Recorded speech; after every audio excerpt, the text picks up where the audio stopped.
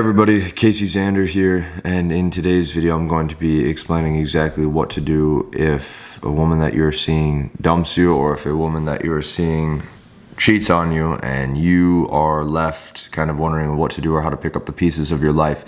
Now the reason why I'm making this video is because I'm currently working with a client one-to-one right now.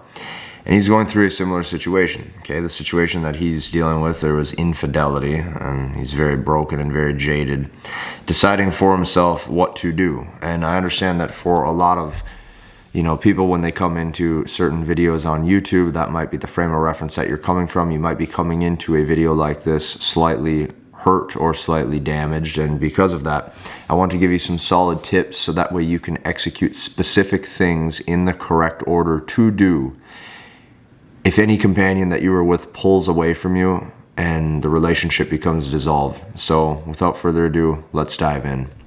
Now, quick announcement, guys. We have about 230 seats left inside of the Masculinity Blueprint for Q2. I've been saying this for about 10 to 11 days now. This will fill up very fast. We've already enrolled over 130 people in just a very short amount of time. And when we hit 2,000, we're closing this down. So I'll put up a little picture right here so you can see what we are totally at. When that hits 2,000, we are shutting down enrollment. But nevertheless, let's look at the step-by-step chronological order and process that you must do if the relationship is going downhill or if you are left. The first thing, all you can do is you just have to say, okay. If a woman comes up to you or your girlfriend comes up to you and she says, I don't think I can do this anymore, I don't think I want this, all you can do is say, okay. That's it. Okay is a complete sentence in and of itself. Now, why are we being so short and so punctual? Well, we're doing it for two reasons. The first is to dissolve conflict. The second is to dissolve emotion. So when you come into a interaction like that, the person on the opposite end, or the person who's instigating the separation, they are going to be sitting there and they're going to be thinking that as soon as they dump you, you are going to be chasing, you're going to be saying, oh, but why? What can we do to fix this? What have I done wrong? But I was there for you, but I did everything. That's called a reactive state, okay? Now, I'm going to let you in on a little secret. Chances are the reason why this relationship is dissolving is because as a man, you were being in a reactive state throughout the entire relationship. You just didn't know it. Now, when you choose to become in a reactive state, when you are dumped and you say, but why? What can I do to fix this? What can we do to fix this? I was there for you. How could you do this to me? I'm so crushed. When you do that, what you're doing is you are validating the other person's preconceived notion that the relationship and how you were, there was no frame, okay? You're validating that exact thing. So when you're punctual by saying okay and you accept defeat, quote unquote, this in reverse shows strength because you are no longer leading with emotion. You're no longer allowing conversation to go somewhere. You're not even necessarily expecting an explanation. You have enough strength, you have enough mental fortitude to say, okay, and you pack your stuff and you walk out. You don't have to say another word. And when you do that, it shows strength. So for those of you, you're like, well, how do I get the person back that I was really in love with? The only way is you have to show strength, because you have to understand attraction is an internal desire. Attraction is not something that can be negotiated logistically. The only way to raise your partner's attraction or your companion's attraction, right, is by actually showing that strength, walking away and exiting. So that's number one. Number two, the second point I need to make about this, and any relationship you ever opt into, the less you care about the relationship, the less likely cheating or separation will happen, and here's why. There's been a validation shift, okay? So oftentimes when you have given too much validation to the companion that you're with, it's a turnoff. Okay, they've already received your validation. Since they've already received your validation no longer holds any value. Okay, they're used to getting that validation 24/7. They're used to you being there for them. They're used to you caring.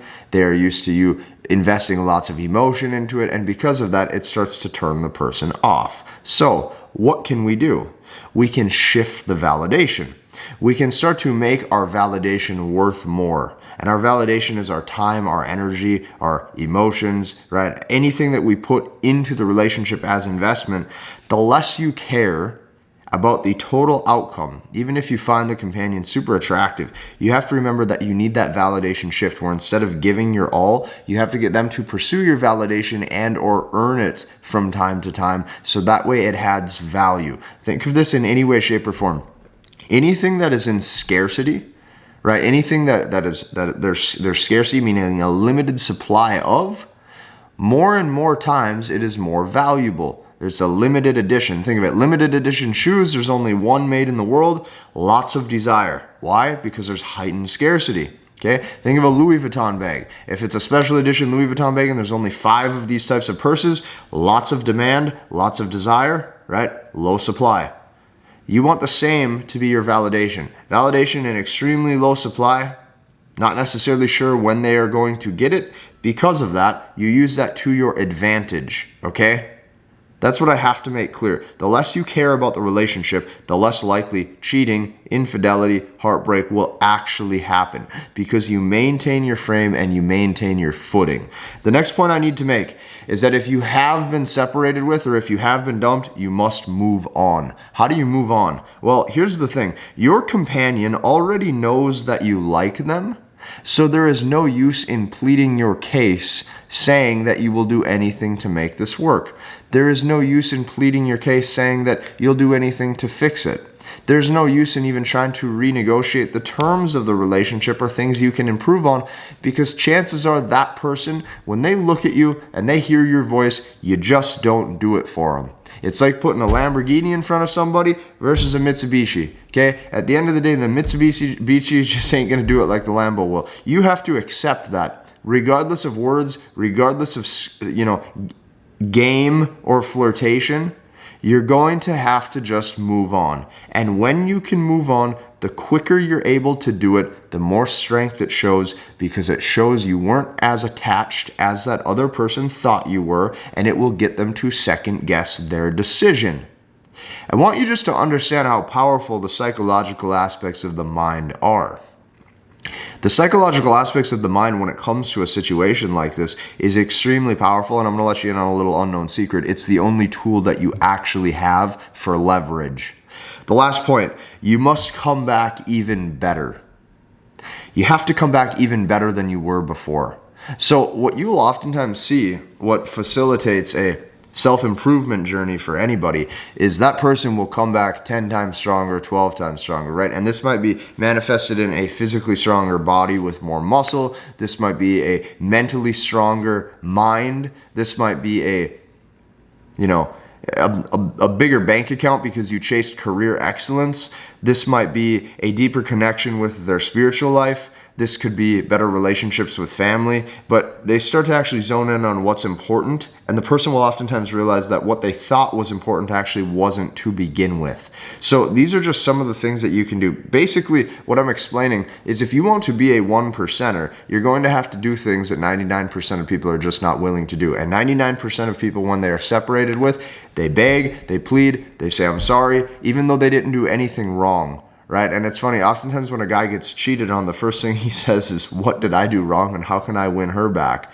Little time does he ever say, wow, I was really, something wrong was very done to me, so I'm going to remove myself from the situation. It's so funny how that works, but the mind does a lot of things when there's an emotional attachment. So I just want you to be aware of that. It is so powerful if you actually understand these things. So hit the like button, comment and subscribe. Check out all of the testimonials that we have below for the Masculinity Blueprint. We are closing enrollment in about 200 seats. That is all that is left. And guys, with a channel this size that gets as much traction as mine does each day, that will be closing within a couple weeks or less. I know that you guys think, oh, 200 sounds like a lot. Before it was 300 sounded like a lot last week. It keeps chipping down. Like, you got to actually hop into opportunities when you see them.